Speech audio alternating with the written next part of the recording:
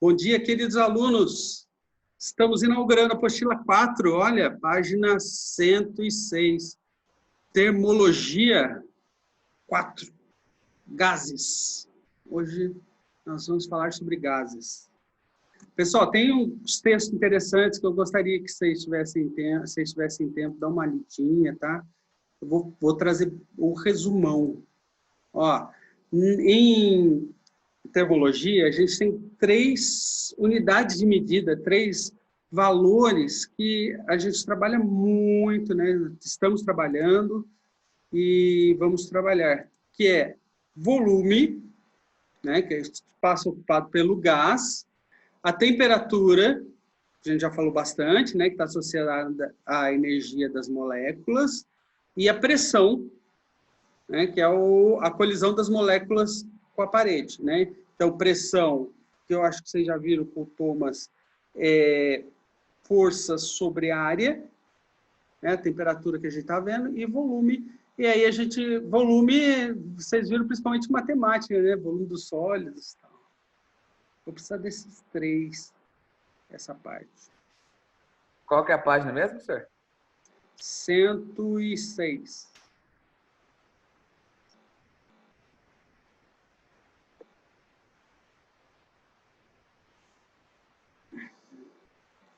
Então, eu tenho eu tenho transformações. Eu posso alterar esses valores aqui, ó. Eu posso mudar o volume de um gás, eu posso mudar a temperatura, eu posso mudar a pressão, né? Como é que eu aumento o volume de um gás? Eu acho que o maior exemplo que eu já vi é a da seringa, né? Você pega a seringa, tampa a pontinha. Deixa eu ver, eu tenho uma seringa aqui, eu vou pegar. Aguarda um momentinho. Aqui, ó. Nossa, agora tem 2 ângulos diferentes. Que beleza. Ó, tem uma quantidade. Aqui eu tenho o volume do meu gás. Certo? Tem um gás aqui dentro da minha seringa, porque eu expandi. Dá para ver? Vou ficar quietinho, dá para ver, né? Como é que eu faço o cálculo do volume do ar que tem aqui, ó, tampei. Eu vou ter um H, né? E o cilindro, eu tenho a minha área. Eu faço a área da circunferência vezes o comprimento, tá? Então, se eu quero aumentar o volume, eu puxo aqui o êmbolo, ó, aumentei, expandi o gás, tá? Escapou o gás. De novo. Expande o gás, solto. Eita, essa linha tá rachada. E como é que eu comprimo o gás? Eu aperto aqui, ó. Pá, apertei. Apertar ele vai, né? Expandir é que ele não gosta. Então tá. Então eu posso diminuir o volume ou aumentar o volume do gás. Faz até barulhinho, belezinha, né? Então aí eu mexi com o volume. Como é que eu faço para mexer com a temperatura? Eu posso fornecer energia, né? A seringa não dá para colocar calor, mas eu posso fornecer energia, esquentando ela, ou eu posso retirar calor, diminuindo a temperatura, colocando, por exemplo, numa geladeira, no freezer, né? E eu tiro a energia do gás. Ok? Abaixo a temperatura dele. E pressão? Bem, pressão é quando nesse caso aqui, quando eu aperto ele, eu diminuo o volume e eu aumento a pressão. Tanto é que ele faz uma força contrária. Ó. Eu aplico uma pressão nesse gás. Então, quando eu aplico uma pressão no gás, aumenta. Lembra da aula anterior, da panela de pressão? Quando a panela de pressão não tem para onde ir, né? Vamos supor que a válvula não atingiu o limite, eu aumento a pressão lá dentro.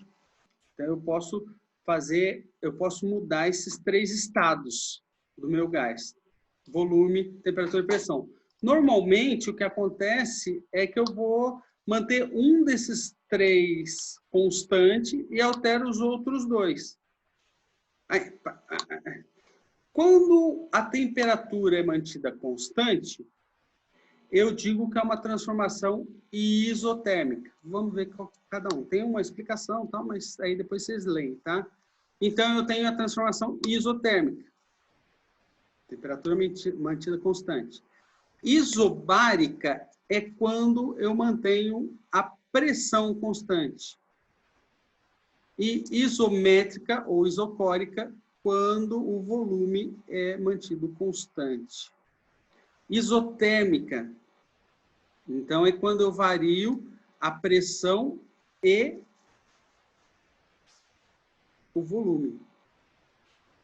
Por exemplo, aqui, né? Quando eu puxei a minha seringa, eu estou fazendo uma variação isotérmica, porque a temperatura do gás, teoricamente, não está sendo mantida, né? Isobárica é quando a pressão é constante.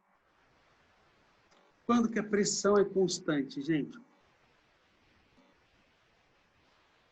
Normalmente, eu tenho um sistema de válvulas, né? Que é o caso da minha panela de pressão, quando ela atinge uma pressão limite, aí eu tenho um sistema isobárico, né? Ele mantém a pressão. E isocórica é quando ele está ali guardadinho e eu só aqueço ou só mudo minha pressão. Não gostei muito da explicação, ficou meio sem graça, mas tudo bem. Vamos lá. Então, quando eu tenho transformação isotérmica, o primeiro que descobriu isso foi o Boyle. Então, eu tenho a lei de Boyle. Vocês vão ver que eu não dou muita ligação para esse daqui, depois eu explico, tá? Mas, ó, a pressão vezes o volume vai ser igual à pressão seguinte vezes o volume, tá? E aí eu formo a minha isoterma. Olha, essa linha aqui é isoterma. Que é o quê? Eu tenho pressão e volume, mas na mesma temperatura. Então, nessa linha aqui, a temperatura não muda, tá? Para o gás. Olha que legal. Eu tenho isotermas em medidas de temperatura de oceano, tá? Eu tenho isotermas na atmosfera. Nós acompanhamos as linhas isotermas, as linhas termais, né? E onde tem a mesma temperatura. Então, aí eu vejo, por exemplo, está vindo uma frente fria aqui para Taubaté. Como é que eu descubro essa frente fria? Porque tem uma linha isoterma de baixa temperatura que eu vejo por imagens de satélite que ela está se deslocando em sentido ao Vale do Paraíba. Normalmente, as frentes frias, elas vêm lá do sul da Argentina, né? As frentes frias. E eu tenho as isotermas quentes também, que vem do norte. Norte? Vem do Nordeste, mas do Nordeste. Isobárica. 100 anos depois, vocês leem lá na apostila, é interessante, né? Depois do Boyle, o Charles descobriu que se você mantém... Olha que legal. Então, eu tenho meu êmbolo, né? O que é um êmbolo? É tipo um pistão, vai? É tipo um pistão onde eu não deixo a parte de cima, aqui a parte de cima, ela entra em contato com o gás de baixo. Então, esse êmbolo, ele confina um gás aqui, e quando eu aqueço, aumenta a temperatura, o que vai acontecer com o volume? Ele expande. Mas, como esse êmbolo ele tem um peso, tem um exercício muito legal sobre isso, ele tem um peso, então ele faz uma pressão aqui no gás. Tá? O gás ele expande, mas a pressão continua a mesma. Esse êmbolo ele garante que a pressão é a mesma nos dois estados. E conforme eu vou aumentando, olha que interessante, ele é proporcional, o volume, a expansão do volume é proporcional ao aumento da temperatura em Kelvin, tá? Vou repetir isso várias vezes.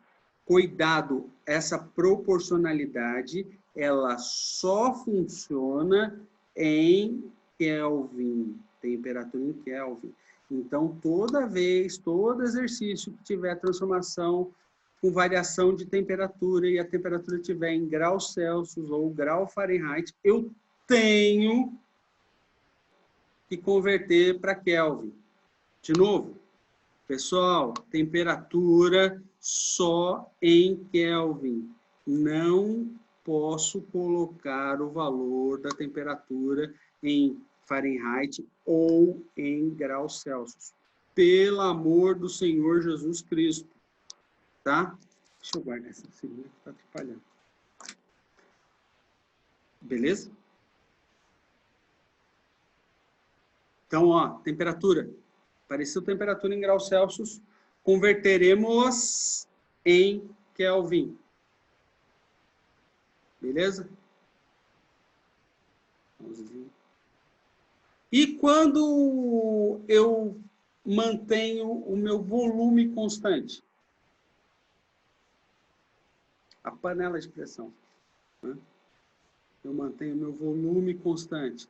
Aí foi descoberto mais para frente por Gay-Lussac. Ela também proporcional à pressão, à variação da pressão e da temperatura, também é constante, porém a temperatura tem que estar em Kelvin. Não tem graus, Kelvin não tem graus. A temperatura tem que estar em Kelvin. Primeira coisa, quando você vê transformações, a temperatura tem que estar em Kelvin. Quando que ela não precisa estar em Kelvin? Quando a temperatura é constante. Porque daí ela não vai entrar na questão.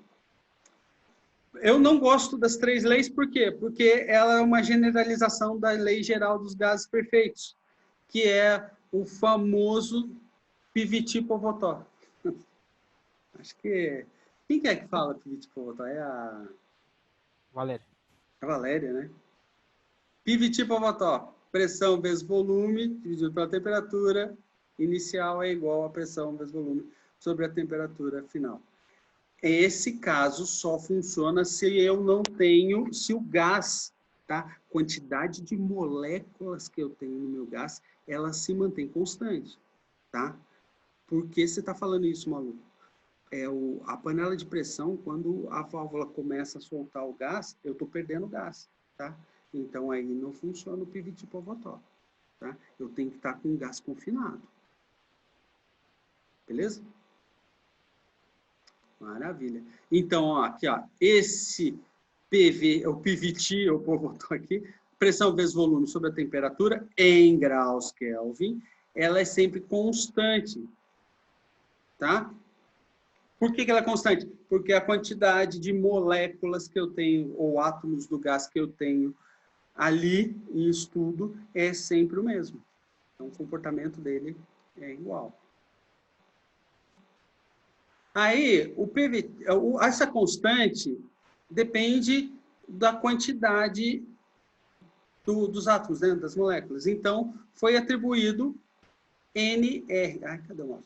N vezes R, onde N é o número de gás na atmosfera, na amostra, tá? E o R chamou-se de constante universal dos gases. Então, o que fez? Para ficar a fórmula bonitinha, o T que estava dividindo, passo multiplicando. Então, PVT virou PV vezes nRT. Fórmula que eu gostaria que vocês gravassem no coração de vocês. Nossa, o cara vai tatuar e falar que é PV. Tá? Nas condições... foi estabelecido que existia a tal da CNTP, condições normais de temperatura e pressão. O que são as condições normais de temperatura e pressão?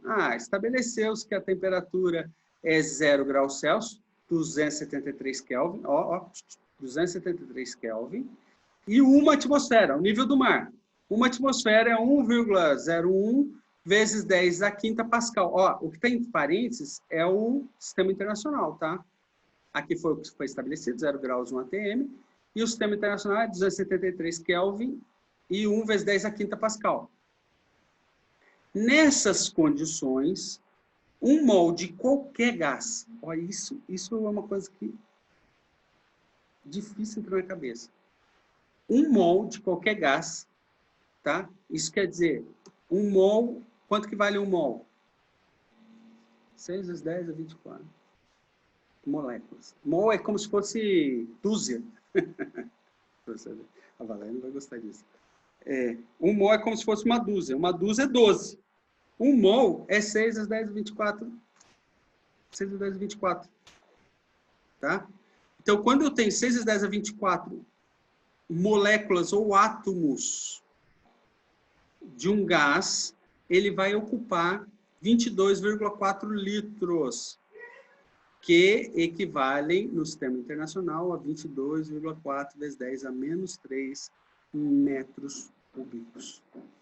Por que está dando esses valores, maluco? Porque aí eu posso achar, ó, eu tenho a pressão, tenho o volume, o N e tenho a temperatura, acho quanto que vale o R, ó. O R é sempre constante, tá? Mas para cada unidade, então no sistema internacional, o R vale 0,08, desculpa, 0,08 atmosferas. Ah, não, isso aqui não é o sistema internacional, é de baixo. 0,08 atmosferas vezes litro por mol por Kelvin. No sistema internacional, convertendo uma atmosfera para 1 vezes 10 a quinto Pascal, o volume para 22,4 vezes 10 a menos 3 metros cúbicos, 1 mol continua 1 mol, temperatura continua temperatura. Ó, a temperatura é sempre em Kelvin, tá? Independente do sistema. Vai dar 8,3 joules por mol por Kelvin. Fácil, fácil. Nós temos outras unidades, por causa que temos outras medidas de... milímetros de Hg é pressão, né? Então, milímetros de Hg, pressão, litros, mol por Kelvin, e eu posso ter calorias também. Calorias, energia, né? Ó, joule, se eu tenho joule, eu tenho calorias também. Se converter. Professor, precisa decorar isso? Ó, gente, há um tempo atrás eu falaria que vocês precisam, tá? Antigamente os vestibulares cobravam muito isso, mas agora normalmente eles dão o valor de R, tá? Nos exercícios que eu reparo, eles dão. Ou então é bom você saber o do sistema internacional. 8.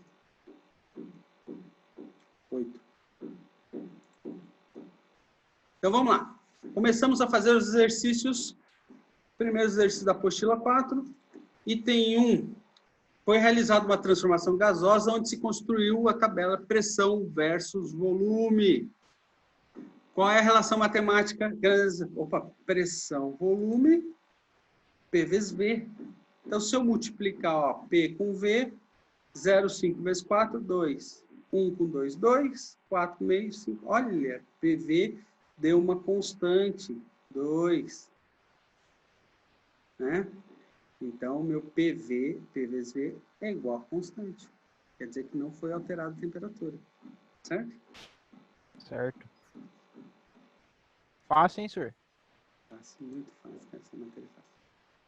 E aí, o gráfico... Vocês estão vendo... Eu lembro que o ano passado falaram que vocês estão vendo em química também, né? Isso daí. É, a gente viu tudo isso daí em química. Mais fácil ainda. Então. Ficou fácil, né, senhor? Tranquilinho, professor. Beleza.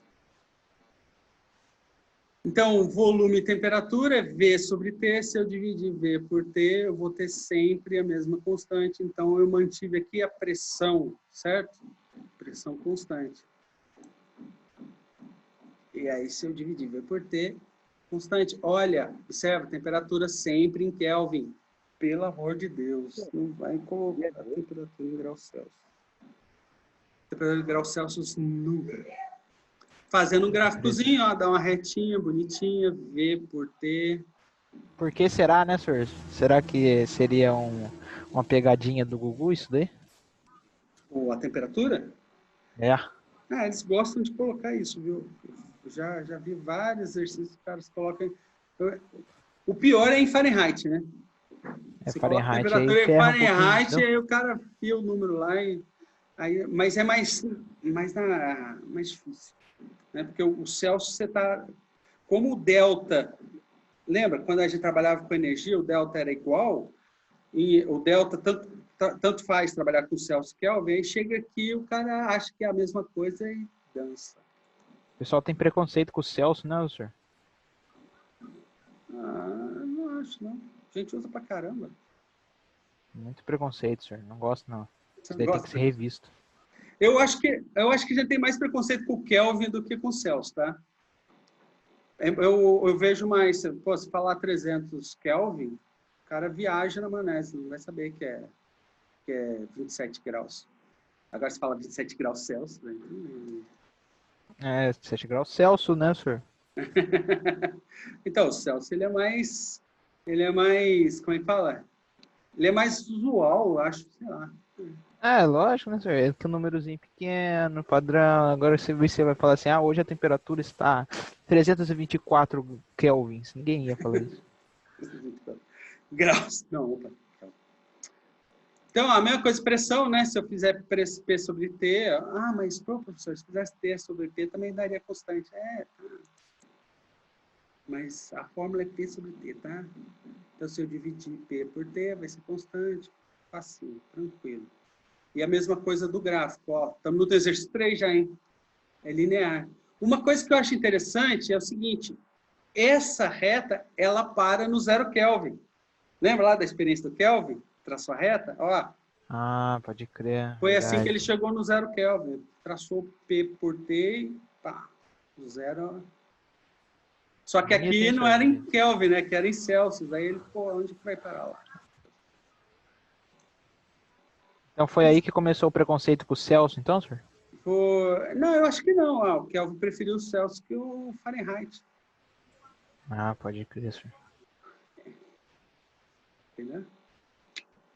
Bem, 4. Em 1992, já faz mais de quantos? Vão fazer 100 anos, então, né? Mais 100 anos. Em 2012, comemorou 100 anos da descoberta dos raios cósmicos, que atualmente são objetivo de pesquisa científica por meio de balões atmosféricos. A questão foi tudo para escrever sobre balões atmosféricos. Gente, é legal, tá? É legal. Eu já lancei um balão no INPE lá, um balão atmosférico. É uma bexiga gigante, tá? O balão atmosférico é uma bexiga gigante, onde você põe, normalmente, gás hélio. Você enche de gás hélio. Enche não pode encher muito, né? Você põe um pouco de gás hélio, amarra uma cordinha e põe os instrumentos, tá? É legal que os instrumentos, eles têm GPS, para você localizar o balão, tem normalmente um medidor de temperatura, uma bateria, lógico, medidor de temperatura, pressão, umidade, e tinha mais uma coisa que media, mas esqueci agora. E tinha um rádio para transmitir esses dados. Então, você conectava, né? Você conectava o computador e lançava o balão. Tinha que avisar, toda vez que você lança um balão meteorológico, você tem que avisar a aeronáutica, tá? Porque senão dá ruim, né, senhor? Porque senão a aeronáutica ela tem que dar ok. Você não avisa, você pede. Pede permissão. Tem que pedir permissão, né? Por causa do espaço aéreo. Porque você vai ocupar espaço aéreo e tal. E você pode colidir, né? Você pode atrapalhar um avião, pode colidir com o balão. Porque é o seguinte... Nem o ar é mais livre hoje, senhor. Nem o ar é mais livre. Não, e você viu o Trump criou o Space Você vê, Force? né, senhor? Eu vi isso daí, Agora nem o espaço. E então, agora, senhor? E agora vamos ter que comprar terreno no espaço para fazer um experimento? Vamos perder o foco. O que acontece é o seguinte, porque o balão ele tem mais ou menos 1 metro de diâmetro quando você sai do solo. Só que conforme ele ascende, ele sobe, tá? A pressão diminui. Então, o que acontece com o volume? Ele aumenta.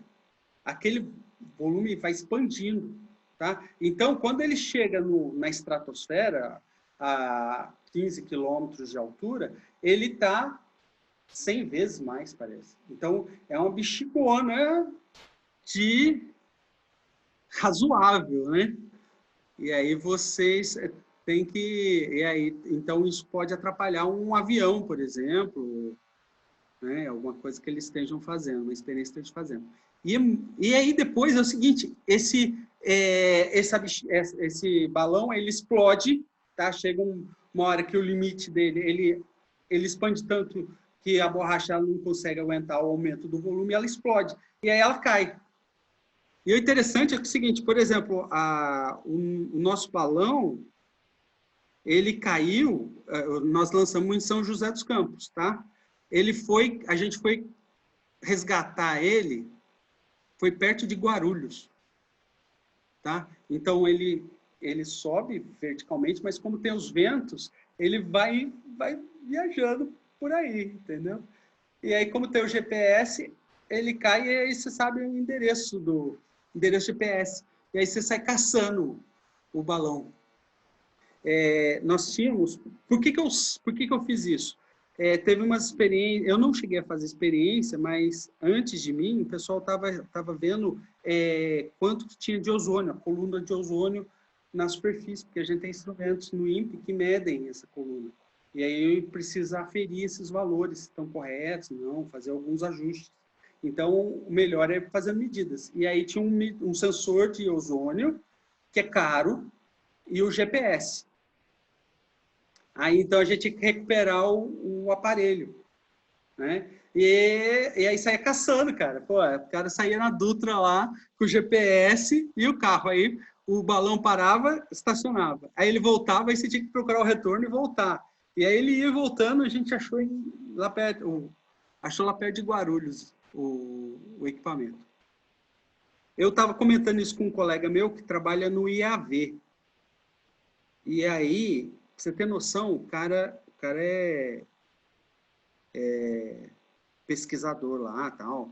Teve até que estudar russo, foi para a Rússia, porque ele trabalha com propulsor de foguete, né? E aí o Brasil estava querendo usar, porque o foguete brasileiro só usa tecnologia de combustível sólido, tá?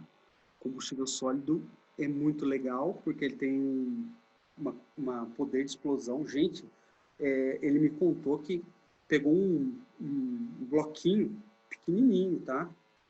Uns 5 centímetros de lado, e o cara botou fogo perto dele. Ele disse que, pô, dá susto. O negócio não para, você não tem como parar combustível sólido, né? Esse é o problema com combustível sólido e combustível líquido. O combustível sólido, ele tem uma maior energia, libera mais energia, tá?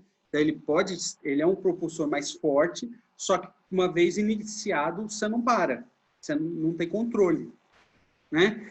E o Brasil está querendo passar para o combustível líquido, que aí você tem controle, você tem como por válvula, você controla a pressão do líquido, e aí, né? Então, e aí quem estava vendendo isso para o Brasil eram os russos, na época, né? Aí eu comentei com ele do balão, aí ele falou: Anderson, você não sabe, teve uma vez, num bairro ali perto do INPE, a mulher chamou a gente, porque no CTA, eu não sei se vocês sabem, mas tem foguetes lá, tal. A mulher achou um foguete no quintal da casa dela. Cacete. Eles não sabem como... Ferb, né? Hã? Que encontra as coisas no jardim de casa, né? Fina de Ferb. Tipo, só que o interessante é o seguinte, foi aberto o inquérito no CTA, né? Agora é DCTA, que é a base militar da aeronáutica no São José dos Campos. Ele falou para mim, e aí ele que investigou, né? Inclusive, ele investigou lá o acidente de Alcântara. E aí ele me falou que a culpa do acidente de Alcântara foi dos militares, porque o foguete brasileiro, o pessoal estava reclamando que ele estava dando choque, ele estava com descargas elétricas, né? Estava com problema elétrico, aí estava dando choque o foguete. Só que os militares queriam lançar toque de caixa por causa que ia lançar num evento, sei lá, 7 de setembro, alguma coisa assim.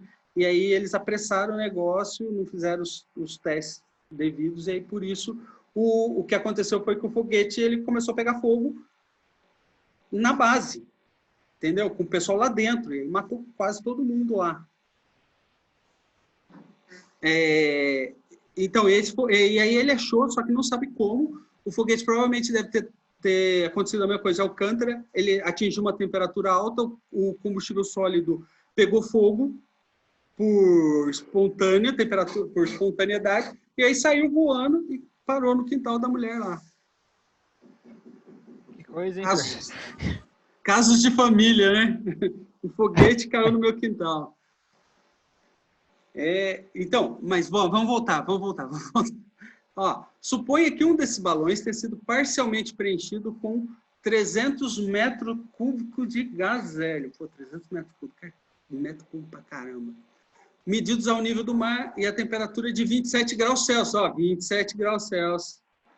Que volume o gás ocupará quando o balão estiver a 30 quilômetros de altura, onde a pressão do ar é a pressão do ar é 1% da pressão do nível do mar e a temperatura é menos 50 graus. Então, vamos lá, ó, PVT Povotó. A pressão 1 vezes o volume, 300 metros cúbicos, vai ser igual a temperatura em Kelvin. Como é que eu faço? Só somar 273, tio. Tá? Somo 273. É igual a 1%. Eu não sei se vocês sabem, mas 1% é 1 sobre 100. 1 sobre 100 é 0,01 P1. Cadê o moço? Ó, a pressão 2 é 1% de P1. Então, 0,01 P1 vezes o volume 2, que é o que eu quero achar, sobre menos 50 graus Celsius. Para Kelvin, eu tenho que somar 273. Beleza? Tio, então eu faço multiplicação em cruz credo. Ó, primeiro, o P1 está de um lado. Se esse P1 está multiplicando, passar dividindo, ele vai cortar. Então, o P1 some. Tudo que é constante some. P1 some. Beleza. 0,1 vezes V2 vezes o 300 daqui é igual a 300 vezes 273 menos 50, 223. 300 corta com 300. Então, ó, o volume 2 dá 22.300 metros cúbicos. Quase 100 vezes mais. Expandiu 100, né? Quase 100, né?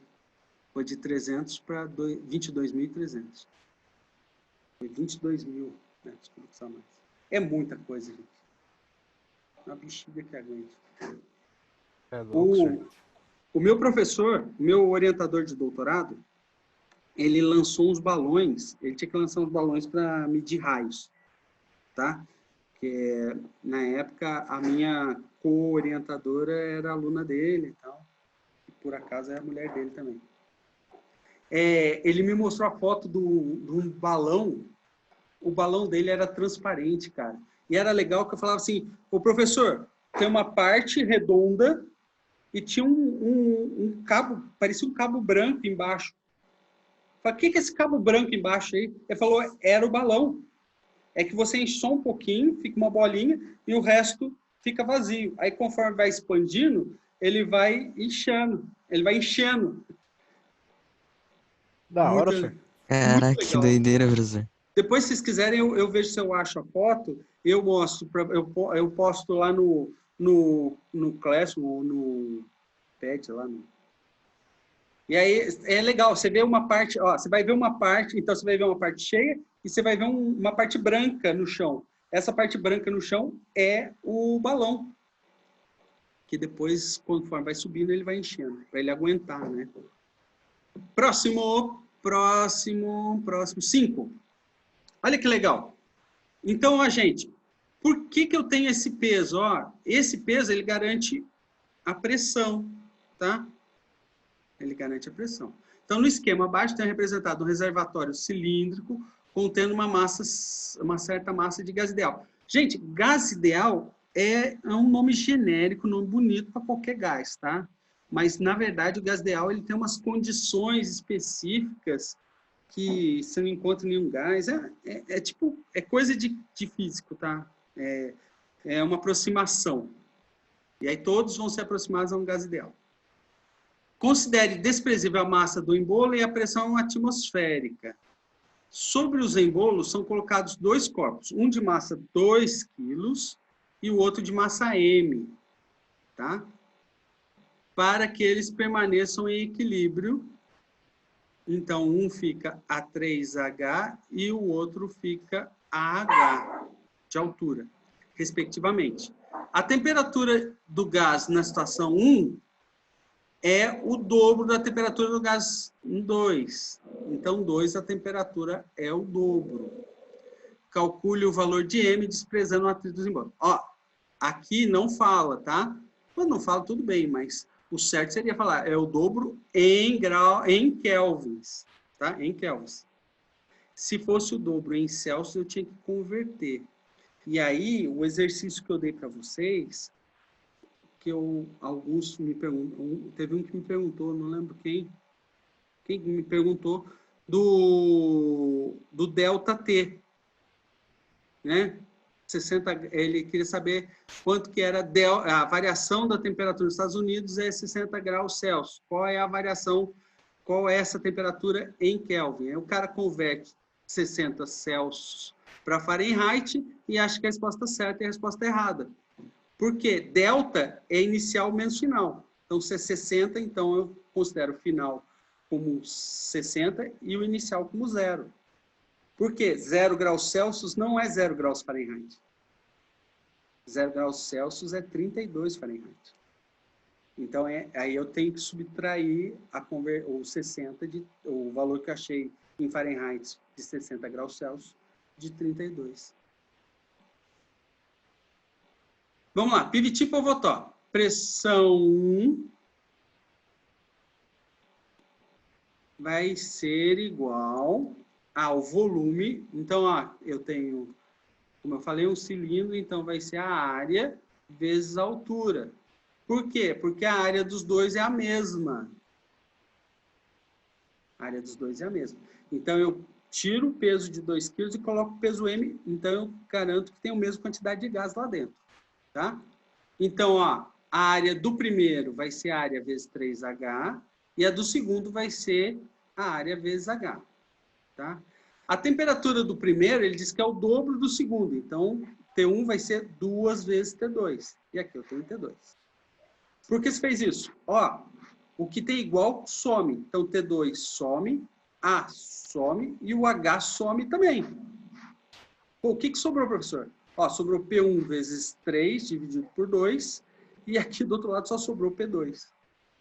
Então, eu achei uma relação entre P1 e P2. Então, vamos lá. Eu sei que a pressão é força sobre área.